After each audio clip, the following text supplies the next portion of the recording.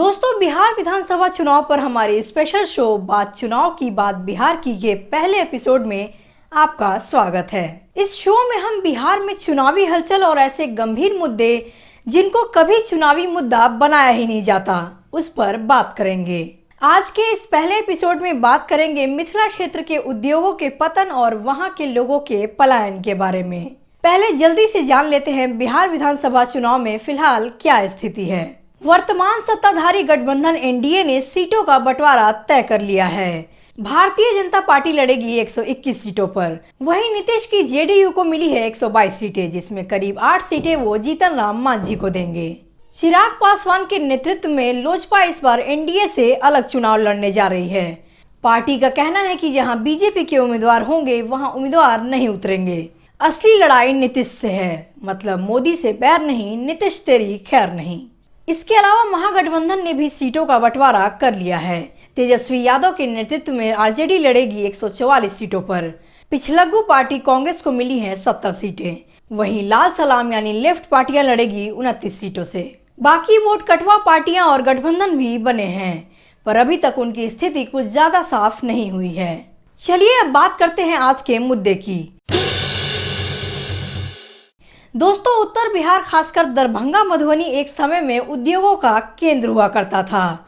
मैं ये नहीं कह रही कि कोई बहुत बड़ा इंडस्ट्रियल एरिया था, पर इतने उद्योग तो थे जो आसपास के क्षेत्र के हजारों लोगों को सीधे तौर पर रोजगार देते थे।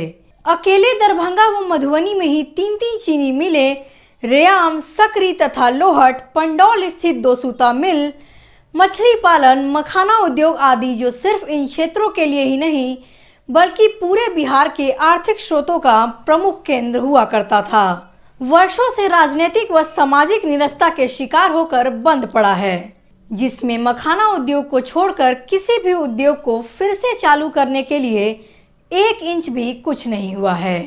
सिर्फ तारीख पर तारीख मिलती रही और वादे पर वादे।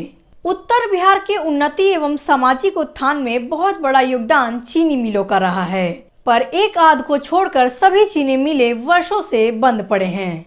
बंद पड़े इन मिलों को शुरू करने के बजाय सरकार ने औने पौने दामों में इसे बेचकर सरकारी खजाने और लोगों को तो चूना लगाया ही, वहीं इसके खरीदार भी इसे कबाड़ियों के हाथों बेच अपना लागत वसूल चुकी है। चीनी मिलों व दोसूता मिल के बंद के शुरुआती दिनों में कुछ आंदोलनों को छोड़ दिया जाए तो स्थानीय व प्रभावित लोगों ने भी इसे अपनी नियति मान लिया और सिर्फ राजनीतिक बयानवीरों के लिए एक चुनावी भाषणों में जिक्र भर रह गया, और यह राजनीतिक उपेक्षा लोगों के पलायन के प्रमुख कारणों में एक रहा है।